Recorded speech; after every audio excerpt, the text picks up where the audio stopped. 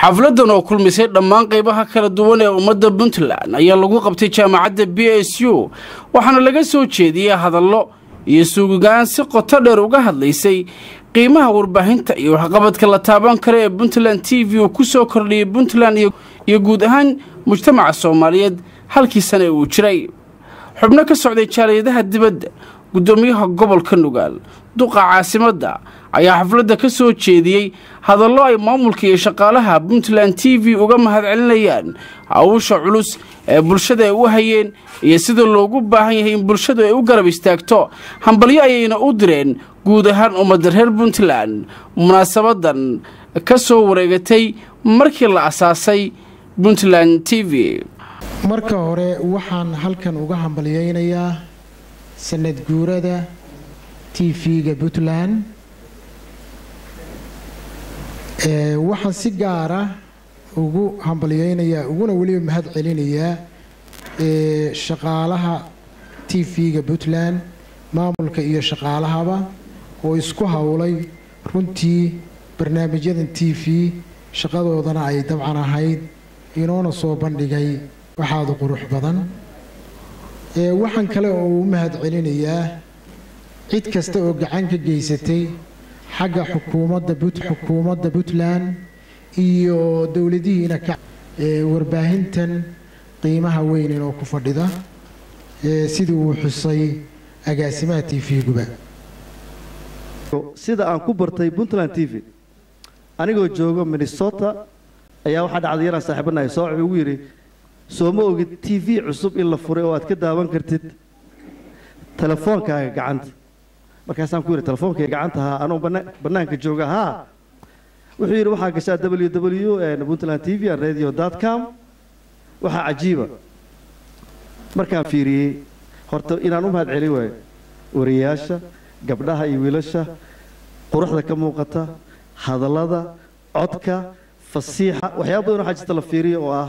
high definition aragtida iyo codka iyo wax dhan baa isla waxaan rabaa inaan idin mahad celiyo marka ugu horeysa wax walba oo la bilaabayo waxaan ogahay in dadaal loo baahan yahay haddaad tihiin shaqaalaha Puntland TV aad baa u dadaasheen run ahaantii aad waxaan ugu faraxsanahay maanta inaynu joogno sanad guuradii ugu horeysay ee TV-ga Puntland maalintii la asaasay 1 June 2013 waan u hambaleynayaa dhammaanba maamulka iyo shaqaalaha Puntland TV waxaan leenayaa intii gacan ka geystay runtii oo ka soo shaqaystay oo maaliya maskaxba ku bixisay wanaaga iyo maxaan ku raadayay dhaqanka wacan ee hadda TV-ga Puntland iyo TV-yada kale inoo hayaana runtii aad iyo aad baan ugu mahadnaqaynaa boqolkiiba waana taageersanahay waana la shaqaynaa runtii si dhow aan la shaqaynaa hadii la yiraahdo haddana waa la shaqaynaa anuguna de runtii sidii Sheekh Maxamuud sheegay xubin TV-ga kamid oo meel la kaga harimayo salaamu calaykum warahmatullahi gudoomiyaha jaamacadda bariga Afrika Sheekh Maxamuud Xaaji Yuusuf iyo gudoomiyaha jaamacadda BSU Maxamuud Sheekh Xamuud ayaa ugu hambaliyay shaqaalaha iyo maamulka Puntland TV dawladda iyo shacabweynaha Puntland sanad guuradii koowaad ee ka soo wareegatay markii uu hawada u galay TV-ga caalamiga ee Puntland TV midda labaad oo maanta loo dabaaldegayo TV-ga Puntland asaaskii sanad guuradiisa runtii waa ku faraxsanahay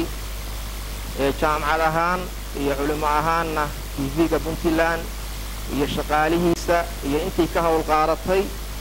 waa u tahniyeynaynaa waana u mahad celinaynaa aniguna waxaan isku tirinayaa runtii inaan ka mid ahay tiimka ama staafka TV-ga Puntland waan ku faraxsanahay inaan marka ugu horeysa u hambalyeeyo sanad guuradii TV-ga Puntland hambalyo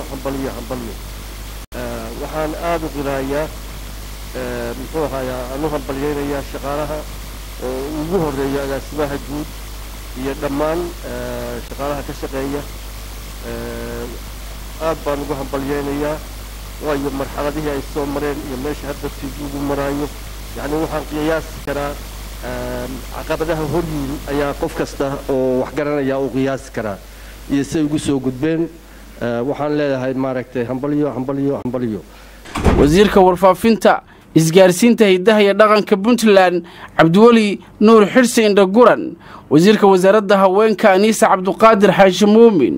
ayaa iyaguna madasha ka hadlay hambalyo ayayna u direen maamulka iyo shaqaalaha tv-gan sanad jirsaday ee puntland t v munaasabadan wanaagsan oo loogu dabaaldegayo sanad guuradii koowaad ee tv-geena puntland t v inaynu la damaashaadno aan ka qayb qaadanno xaqiiqaduna waxay tahay farqiga markii t v aan lahayn iyo markaan t v aanaan lahayn dadweynaha qof baadiye jooga iyo mid magaalo joogaba inuu kala garan karo waxaan leeyahay hambalyo shaqaalaha tv-ga puntland oo hal sano soo shaqaynayay sidoo kale sharaf ay tahay inay idinkala qayb qaato dabaaldega sanad guurada puntland t v saxaafadda waxay ka mid tahay meelaha lafdhabarta waa ummadda lagu wacyigeliyo ha noqoto mid diina iyo mid cilmi maadi ahba sidaanu ognahay meelaha dunida lagu kala hormaray waa saxaafadda in dhaqankeena suugaanta lagu soo baahiyo lagaga warramo taariikhda dalkeena waa doow markii laga reebo xagga diiniga oo runtii aad iyo aad aan ugu dadaalayna dhanka madaxweyne ku-xigeenka dowladda puntland injineer cabdixakiin cabdulaahi xaaji cumar camey ayaa hambalyo u diray dhammaan shucuubta puntland waxa uu bulshada ku dhiirigeliyey inay ka qayb qaataan sidii loo horumarin lahaa tv-ga waxaad runtii noo ah inaan ka soo qayb gallo sanad guuradii koowaad ee puntland t v waa maalin runtii weyn sababtuna ay tahay waxay ahaa system ka maqan systemka puntland oo ah inaynaan lahayn t v iyo radio puntland uu leeyahay aad baan ugu faraxsanahay waxaanse anigoo ka jawaabaya xuseen oo qurbajoog u k ka yimi soomaalidu waxay ku mahmaadaa naf waa nin u roon raacdo